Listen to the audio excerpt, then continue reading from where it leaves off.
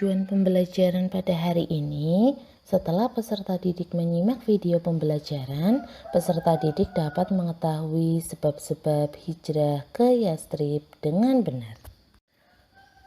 Tujuan pembelajaran pada hari ini, setelah peserta Sudahkah kalian mengetahui sebab-sebab hijrah ke Yastrib? Dengarkan penjelasan bu guru berikut ini. Sudahkah kalian mengetahui sebab-sebab hijrah ke Yastrib?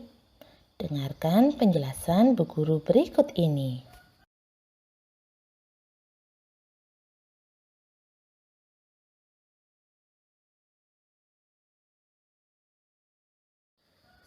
Sebab-sebab hijrah ke Yastrib. 1. Tekanan kaum Quraisy terhadap dakwah Islam semakin keras. 2. Tekanan kaum Quraisy terhadap dakwah Islam semakin keras. Tekanan dan siksaan kafir Quraisy terhadap umat Islam semakin keras. Bukan hanya kaum muslimin yang lemah, para sahabat dan keluarga Rasulullah Shallallahu Alaihi Wasallam menjadi sasaran kekejaman mereka. Apalagi setelah istri beliau Sayyidatina Khadijah dan paman beliau Abu Thalib wafat pada tahun ke-10 kenabian. Penghinaan dan penyiksaan kafir Quraisy semakin menjadi seperti yang dilakukan Uqbah bin Mut'id kepada beliau.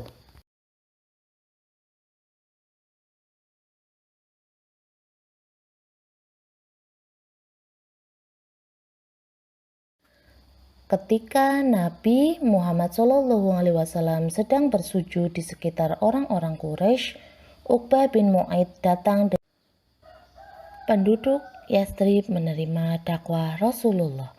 Ternyata penduduk Yastrib lebih dapat menerima dakwah Nabi Muhammad SAW daripada penduduk negeri lain. Hal ini terbukti oleh baiat yang dilakukan oleh penduduk Yastrib kepada Rasulullah. 6 orang tokoh Bani Khazraj menyatakan keimanannya di hadapan Rasulullah SAW dan siap melakukan dakwah di kota Yastrib. Pada tahun ke-11 kenabian, rombongan orang-orang Khazraj mengunjungi Ka'bah untuk berhaji.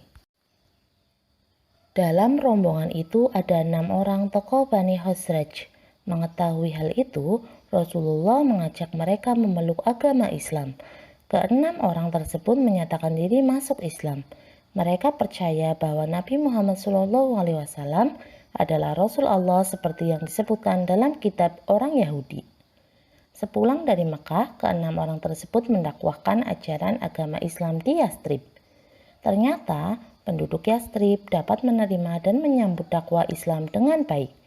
Tidak lama kemudian, banyak penduduk Yastrib yang memeluk Islam. Akhirnya, ada secercah sinar harapan bagi perjuangan dakwah Islam melalui penduduk Yastrib. Kemudian, yang ketiga, adanya jaminan keamanan dari penduduk Yastrib terhadap dakwah. Nabi pada tahun ke-12 kenabian atau 621 Masehi, ada 12 orang penduduk Yastrib datang ke Mekah untuk berhaji. Mereka terdiri dari 10 orang suku Khazraj dan 2 orang suku Aus. Kedatangan mereka ke Mekah di samping untuk berhaji, mereka juga bermaksud ingin menemui Rasulullah SAW. Namun, Rasulullah SAW tidak bersedia menemui mereka di kota Mekah karena khawatir akan dicelakai oleh orang-orang kafir Quraisy.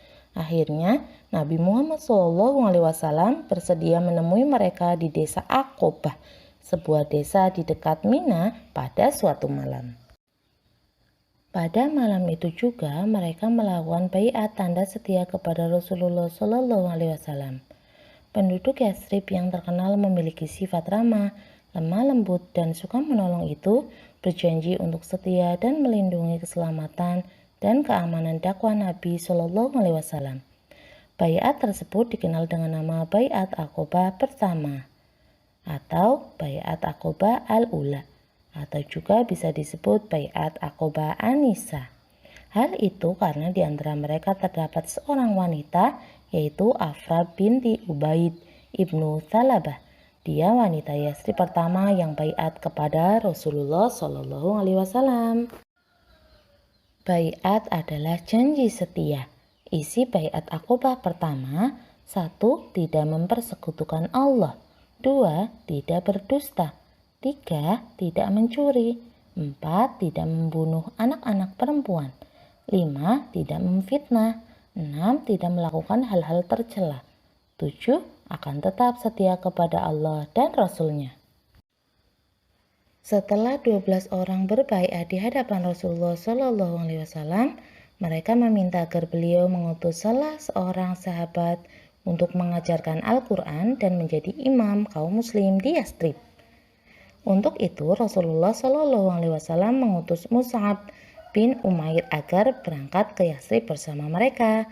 Akhirnya mereka kembali ke Yastrib bersama Mus'ab bin Umair untuk melakukan dakwah Islam di sana.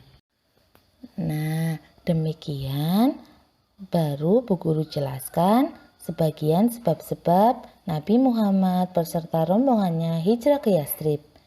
Bu Guru lanjutkan pekan depan ya anak-anak. Evaluasi Bu Guru berikan melalui Google Form. Jangan lupa tetap jaga kesehatan, tetap sholat 5 waktu tepat waktu, dan patuhi perintah orang tua. Mari baca hamdalah bersama.